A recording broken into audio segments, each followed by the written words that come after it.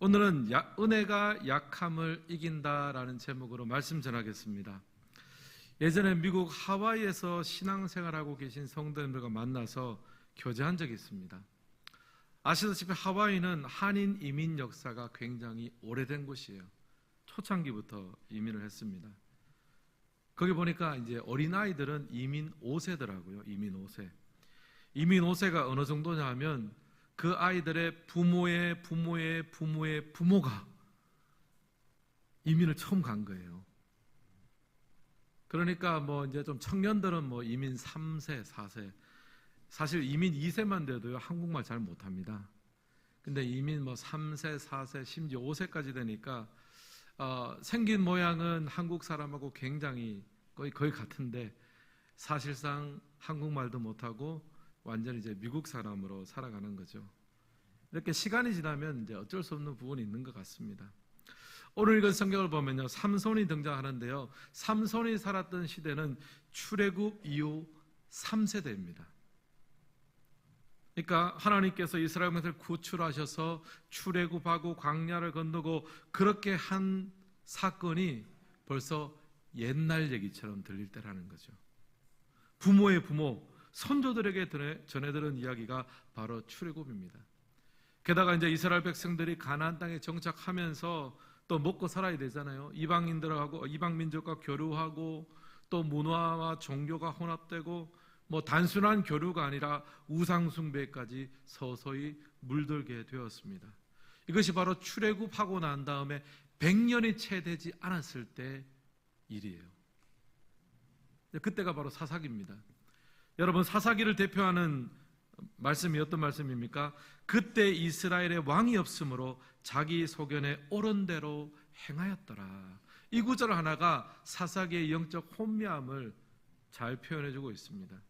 이 하나님의 백성으로서 정체성을 잃어버리고 자기 욕심이 이끄는 대로 살아가는 상태가 되어버렸습니다. 불과 출애굽한 지 채 100년이 되지 않아서 이스라엘은 사사기의 혼미함 속에 빠졌습니다. 하지만 하나님은 당신의 백성들을 방치하지 않으시죠. 그런 영적으로 타락하고 혼미한 상태 속에서 하나님께서는 고난과 역경을 허락해 주셨습니다. 그 고난과 역경 속에서 다시 각성하고 회개하고 하나님 앞에 부르짖고 돌아오게 됩니다. 이것이 이제 사사기에 보면 계속해서 반복되는 거예요. 계속해서 반복됩니다. 오늘 읽은 이 삼손의 이야기도 예외는 아닙니다. 사사기 13장 1절 우리 같이 한번 읽겠습니다. 이스라엘 자손이 다시 여호와의 목전에 악을 행하였으므로 여호와께서 그들을 40년 동안 블레셋 사람의 손에 넘겨주시니라. 여기 보면 이스라엘 백성들이 여호와 앞에서 다시 악을 행했다라고 합니다. 그래서 블레셋 사람들의 손에 무려 40년 동안 넘겨주셨어요. 그러니까 이스라엘 백성들이 40년 동안 가진 고생을 다 한 거예요. 그러면 이제 사사기의 또 공식에 의하면 그러면 하나님을 다시 찾고 부르짖고 회개하면 하나님이 이제 사사를 보내셔서 구원해 주시고 이게 이제 사사기의 공식이고 사사기의 패턴이거든요. 근데 삼손의 케이스는 여기서 좀 다릅니다. 이스라엘이 당시에 40년 동안 블레셋의 고통을 당했습니다. 그러면 여호와께 부르짖고 회개하고 하나님의 은혜를 구해야 되는데 그렇게 하지 않은 거예요. 하나님께 부르짖었더라가 없습니다. 제가 이 설교를 준비해서 좀 고민이 됐습니다. 과연 삼손이 살았던 시대는 어떤 시대였을까? 왜 이스라엘 백성들은 블레셋 치하에서 무려 40년 동안이나 고생하면서도 하나님을 찾지 않았을까? 하나님을 부르짖지 않았을까? 혹시 삼손의 시대는 하나님께 부르짖는 것을 잊어버린 시대가 아니었을까? 기도가 멈춰진 시대가 아니었을까? 고생하고 힘들어도 그래도 하나님 앞에 부르짖고 주님의 은혜를 구하면 하나님의 구원의 역사가 있는데 40년 동안 블레셋의 고통을 당했지만 어디에서 이것을 풀어낼 줄 모르고 누구에게 하소연할지를 모르는 시대, 기도의 영성의 불이 꺼져버린 시대가 바로 그 시대가 아니었을까? 마음이 무거웠습니다. 사랑하는 성도 여러분, 오늘 우리가 살아가는 시대는 어떤 시대입니까? 하나님에 대한 기대가 있습니까? 기도의 영성이 살아있습니까?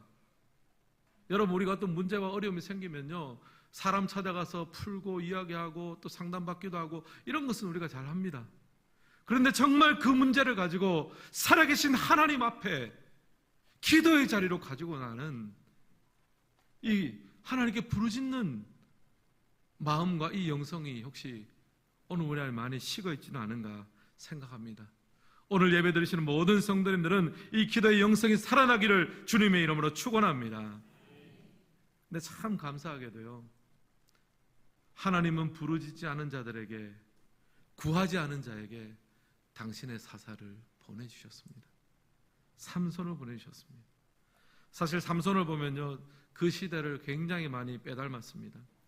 약점도 많고요, 부족함도 많았습니다. 분도 많았습니다. 여러 가지 약함이 많았습니다. 하지만 삼손의 약함보다 하나님의 은혜의 강함이 훨씬 더 컸습니다. 하나님의 강한 은혜가 인간의 약함을 이기고 이스라엘 백성들을 구원해냈습니다. 오늘 예배드리시는 모든 성도님들 가운데 우리의 약함에도 불구하고 승리케 하시는 하나님의 은혜를 붙드는 이 시간 되기를 간절히 축원합니다. 이런 마음으로 오늘 말씀을 보면서 하나님의 은혜가 인간의 약함을 이기는 인생의 특징을 세 가지로 한번 정리해 보았습니다. 첫 번째, 은혜가 약함을 이기는 인생의 특징은요, 거룩을 추구한다는 특징을 가지고 있습니다. 1번 함께 읽겠습니다. 거룩을 추구합니다. 5절 말씀도 같이 한번 읽겠습니다. 보라, 내가 임신하여 아들을 낳으리니 그의 머리 위에 삭도를 대지 말라. 이 아이는 태에서 나옴으로부터 하나님께 바쳐진 나시린이 됨이라. 아멘. 이 말은 하나님의 사자가 삼손의 어머니에게 하는 말입니다. 내가 지금은 불임으로 고통을 당하고 있지만 이제 임신하여 아들을 낳을 것이다 하면서 이제 그 다음이 중요합니다. 이 아이는 태에서 나옴으로부터 하나님께 바쳐진 나시린이 될 거다라고 합니다. 여러분, 나시린은요, 어떤 인생의 특정한 기간 동안 혹은 일평생 동안 특별한 헌신을 위해서 하나님께 자신을 드린 사람을 말합니다. 나시린의 이 나자르라는 단어는 구별된 자라는 뜻입니다. 그러니까 거룩하게 구별해서 하나님 앞에 드린 자라는 뜻이죠. 그러니까 여러분, 여기서 하나님의 요구는 분명합니다. 삼손을 거룩하고 구별되게 키우라라는 메시지를 주셨습니다. 당시의 사사기 시대는 자기의 소견한 대로 옳은 대로 하면서 삽니다. 거룩을 추구하지 않습니다. 자기의 욕심대로 살아가는 시대 속에서 하나님의 조건은 명확합니다. 구별되게 거룩하게 하나님께 집중하며 살라. 내가 그런 사람을 통해서 나의 능력을 흘려보내겠다. 하나님께 집중하는 것, 거룩함이 곧 능력이다. 주님께서 그렇게 가르쳐 주셨습니다. 그러면서 나시린으로서 지켜야 될 것들을 언급하는데요, 먼저 삭도를 머리에 대지 말라고 합니다. 독주를 입에 대지 말라고 합니다. 이거는 무슨 말입니까? 하나님 앞에 집중하라는 얘기예요. 독주가 주는 즐거움보다 주님이 주시는 기쁨에 집중하라는 겁니다. 결국 나시린의 의무는요, 세상에 한눈 팔지 말고 하나님께 집중하는 것, 이것이 바로 나시린의 의무였습니다. 사사기 시대, 그렇게 혼미한 시대 하나님 앞에 집중하는 한 사람을 주님께서 구별하기를 원하셨습니다. 그 집중과 그 거룩이 바로 능력의 통로입니다. 요즘 새벽 기도회 때 열왕기하 말씀을 설교하고 있는데요, 열왕기하 6장을 보면 엘리사가 등장을 합니다. 이 선지자 엘리사가 살아가고 있는 곳이 바로 도단성인데, 거기에 하루는 아람 군대가 둘러섰습니다. 왜냐하면 엘리사를 잡으려고 왔어요. 이제 아람 군대가 어떤 전략을 다 짜더라도 엘리사 선지자가 멀리서 이제 그 전략을 다 알아버리는 거예요. 그리고 이스라엘 왕에게 다 알려버리니까 아람 군대가 이스라엘을 이길 수가 없습니다. 그래서 원인을 찾아보니까 선지자 엘리사가 그것을 다 알려준다고 합니다. 그래서 이제 아람이 군대를 보내서 엘리사가 살고 있는 도단성을 다 포위한 거예요. 그 다음날 아침에 이제 엘리사의 사환이 그 모습을 보고 깜짝 놀랐습니다. 야, 이제 우리 다 죽었구나. 큰일 났다. 근데 바로 그때 엘리사가 사환에게 이렇게 말합니다. 열왕기하 6장 16절 우리 같이 한번 읽겠습니다. 대답하되 두려워하지 말라. 우리와 함께한 자가 그들과 함께한 자보다 많으니라 하고. 아멘. 두려워하지 말라. 우리와 함께한 자가 그들과 함께한 자보다 많으리라. 지금 여러분 여기서 엘리사의 시선은 어디입니까? 자신을 둘러싼 눈에 보이는 적들보다 그 적을 둘러싸고 있는 하나님의 군대, 하나님의 능력, 하나님의 은혜에 집중합니다. 세상 속에서 시선을 분산하지 않고 하나님께 집중하는 것이 바로 거룩이며 능력이에요. 비록 인간적으로는 떨릴 수밖에 없는 상황이지만 하나님 앞에 집중하고 그들과 함께한 자보다 우리와 함께한 자가 많으리라. 하나님께 집중하면요, 하나님께 구별되어 집중하면요, 그것이 바로 능력의 도구가 될 수 있습니다. 사랑하는 성도 여러분, 하나님의 은혜가 내 자신의 연약함을 압도하고 이기는 삶을 살기 원하십니까? 여러분, 하나님께 집중하시길 바랍니다. 거룩을 추구하십시오. 하나님께 집중할 때 하나님 우리에게 능력을 주십니다. 삼손을 보면요, 삼손은 굉장히 허물도 많아요. 이제 이번 한 주간 설교를 할 텐데요, 부족한 점도 많고 약점도 너무 많습니다. 근데 부족한 자신을 끝까지 붙들고 늘어지시는 하나님의 은혜, 그 하나님의 은혜에 집중하니까요, 하나님이 삼손을 놀랍게 사용하셨습니다. 사랑하는 성도 여러분, 오늘 우리의 삶은 어떠합니까? 무엇이 우리의 능력이며 무엇이 우리의 자랑입니까? 여러분이 가지고 있는 약간의 재산입니까? 아니면 그 달란트입니까? 여러분의 커리어입니까? 여러분 그거에 집중하지 마십시오. 허물어지고 사라질 수밖에 없는 것에 집중하지 마시고 영원한 것에 집중하시길 바랍니다. 하나님께 집중하고 말씀에 집중하십시오. 그 집중과 하나님의 바라봄이, 그 거룩함과 그 구별됨이 성도의 능력이 될 수 있습니다. 하나님은 모든 사람들이 자기의 소견대로 행하는, 자기 욕망에 집중하는 그 시대에 삼손 한 명만큼은 나시린으로서 하나님께 집중하는 삶을 살기 원했습니다. 그리고 그 한 사람, 그가 아무리 부족하고 연약해도 하나님께 집중하는 그 한 사람을 통해서 놀라운 일을 하기 원했습니다. 이 하나님의 은혜의 강하심이 삼손의 약함을 이기고 놀라운 하나님의 은혜의 통로로 사용됐던 것처럼 우리 모든 성도님들이 주의 능력의 통로로 사용되시기를 예수님의 이름으로 축복합니다. 두 번째, 은혜가 약함을 이기는 인생의 특징은요, 신앙의 본을 중시합니다. 2번 함께 읽겠습니다. 신앙의 본을 중시합니다. 4절 말씀도 같이 한번 읽겠습니다. 그러므로 너는 삼가 포도주와 독주를 마시지 말며 어떤 부정한 것도 먹지 말라. 아멘. 하나님의 사자가 이제 삼손 부모에게 하는 얘기입니다.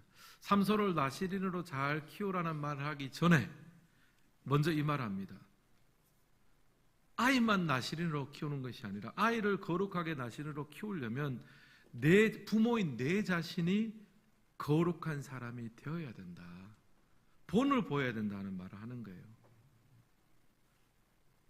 어미된 내가 먼저 구별됨이 무엇인지, 거룩함이 무엇인지를 삶으로 실천하며 살 때 아이가 그 뒷모습을 보고 거룩한 삶을 배우게 된다라는 말입니다.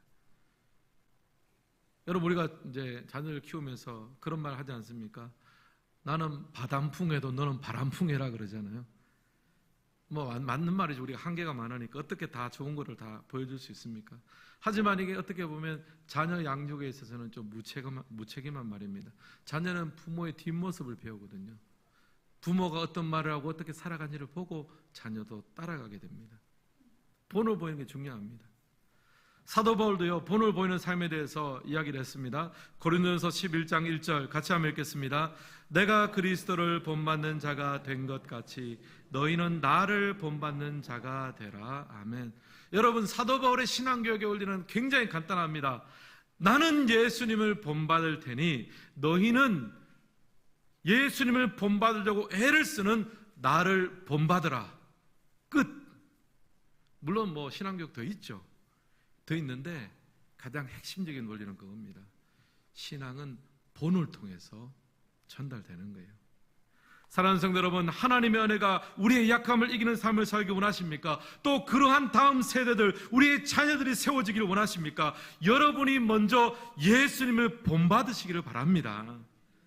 그리고 주님을 본받는 나를 본받으라고 자녀들에게 또 후배들에게 말할 수 있어야 되는 거예요. 여러분, 부모가 된다는 것, 어른이 된다는 것은 책임을 지는 거잖아요.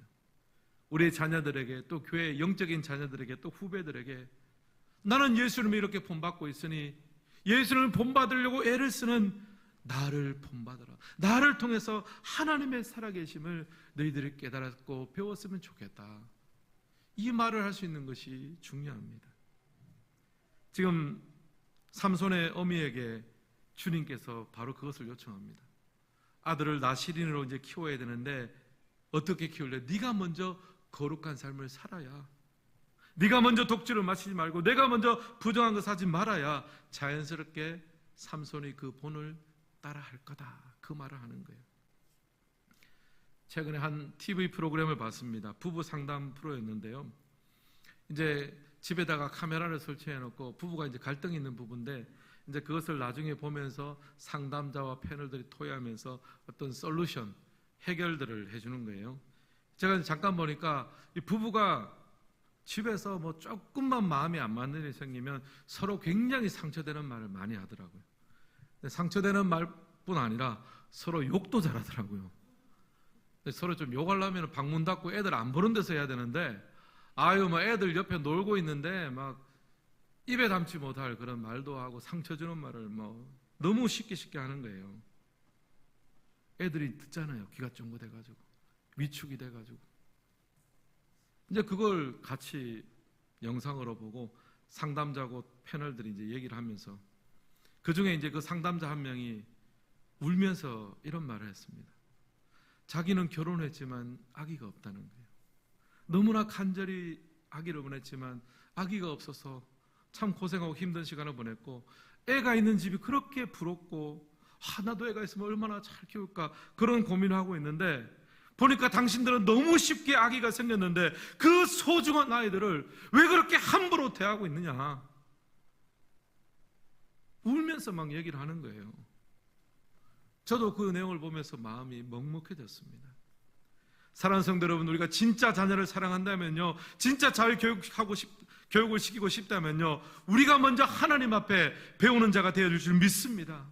우리가 먼저 예수님을 본받고 예수님을 닮아가고 주님의 마음과 말투와 긍휼의 시선을 가지고 우리가 먼저 살아갈 때 우리 가정에 있는 자녀들, 또 교회에 있는 영적인 자녀와 우리 후배들도 우리를 통해서 신앙의 전수가 되고 예수님을 배워갈 수가 있는 거예요.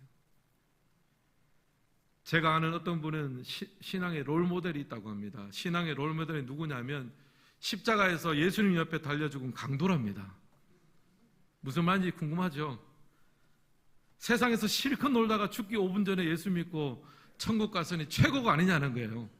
세상 뭐 즐거움도 다 누리고 또 5분 예수 믿고 천국도 가니까 그게 최고의 롤모델이라고 하더라고요. 근데 여러분, 진짜 모르는 얘기잖아요. 그건 진짜 신앙을 모르는 얘기예요. 우리가 예수 믿고 신앙생활 하다 보면 하나님이 주신 위로와 축복과 기쁨이 있습니다. 그런 것 하나도 모르고 죽기 5분 전에 예수 믿고 천국 가는 거, 여러분 그거는 5분짜리 축복밖에 못 받은 거잖아요. 저는 우리가 부모된 자가, 신앙의 선배된 자가 이런 기쁨, 이런 행복의 넓이와 깊이를 우리가 먼저 누리고 본으로 보여줬으면 좋겠습니다. 세상은요, 돈 벌었을 때 감사하고요, 좋은 직장 취업했을 때 행복해합니다. 그런데 이런 감사와 행복을 넘어서는 감사, 예수 믿는 자의 행복과 감사와 기쁨은 다르지 않습니까? 기뻐할 수 없는 중에 기뻐하고 고난 중에서도 감사하고, 이 우리 인생의 약함이 가능하지만 그 약함을 이기시는 하나님의 은혜가 오늘 우리가 넘쳐나게 될 줄은 믿습니다. 사랑하는 성도 여러분, 은혜가 약함을 이기는 삶을 살기 원하십니까? 또 그런 자녀, 그런 영향력을 끼치기를 원하십니까? 먼저 주님을 본받으십시오. 그리고 그런 본과 영향을 끼치는 자로 결단하며 주님 앞에 헌신하시기를 주님의 이름으로 축원합니다.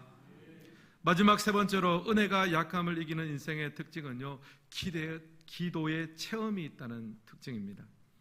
3번 같이 한번 읽겠습니다. 기도의 체험이 있습니다. 앞서 은혜가 약함을 이기는 인생의 특징 두 가지 말씀드렸죠. 첫째는 거룩을 추구합니다.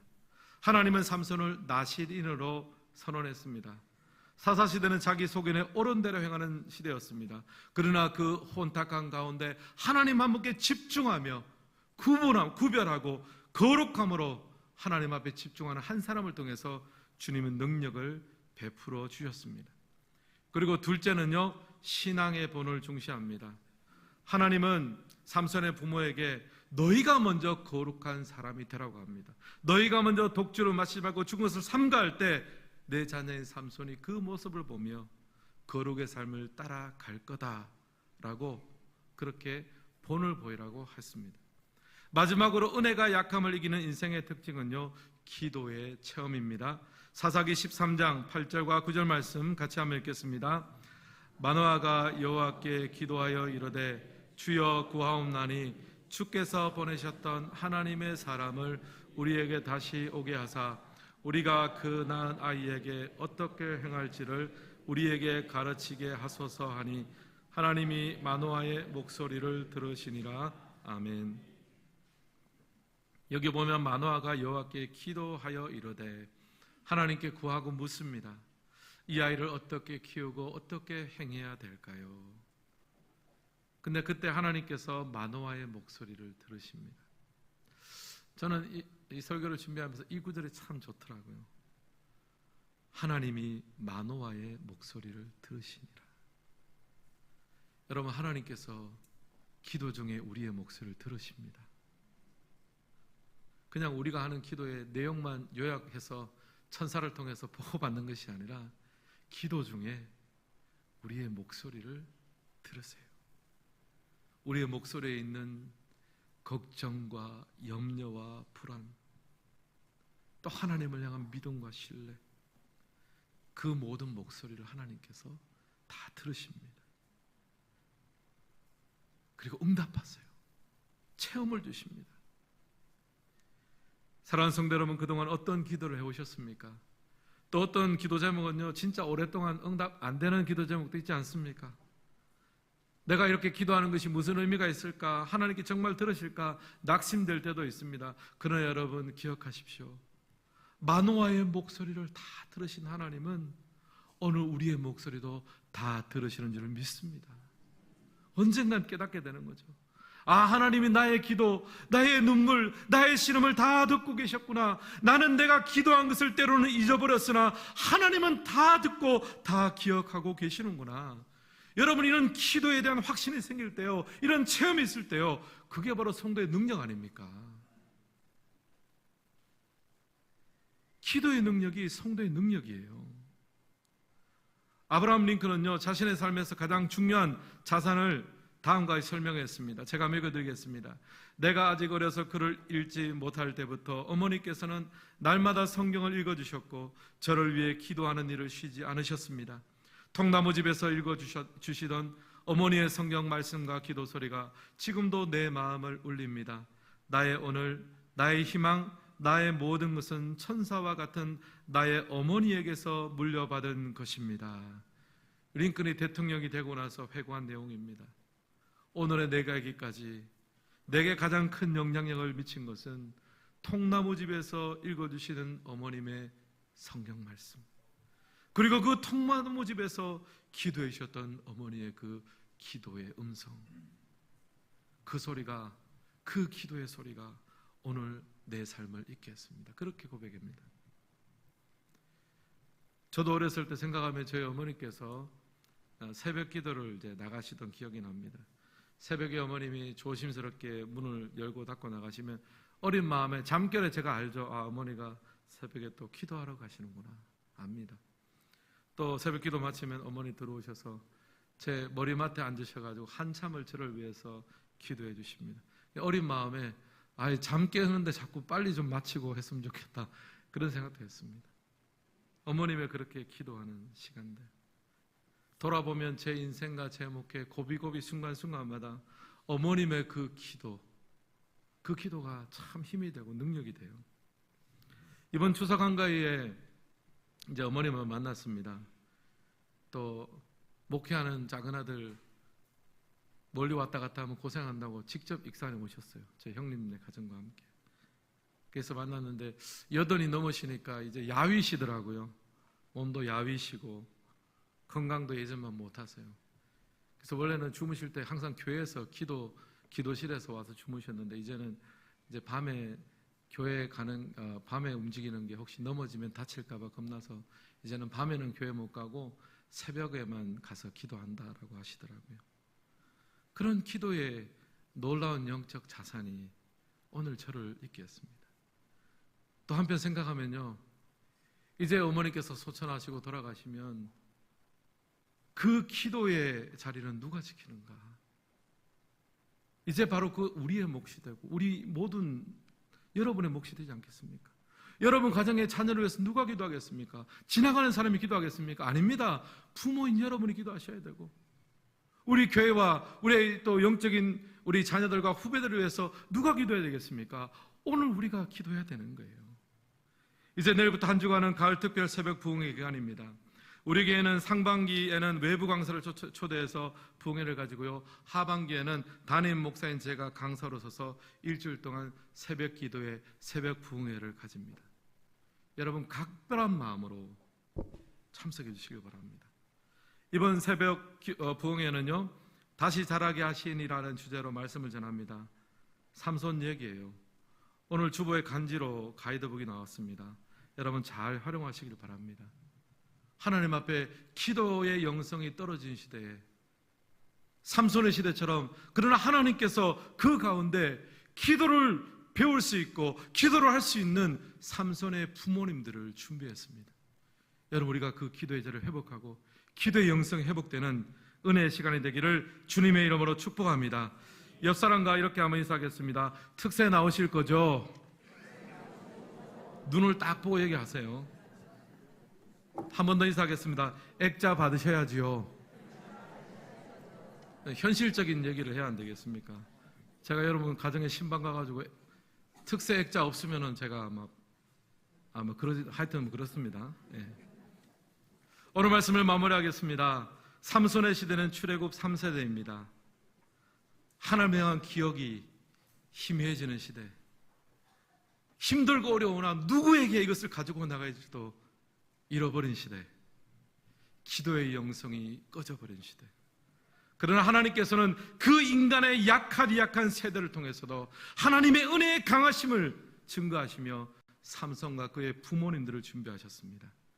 하나님께 집중하는 한 사람, 삶의 본을 통해 교육받고 교육하는 그 한 사람을 통해서, 기도의 영성이 회복된 그 한 사람을 통해서 오늘 그 약한 세대를 하나님의 구원의 세대로 만드는 역사를 바라보며 우리 모두가 하나님의 세워진 그 자리에서 그 삼손의 역할, 삼손 부모의 역할을 감당하는 모든 성도님 되시기를 주님의 이름으로 축원합니다.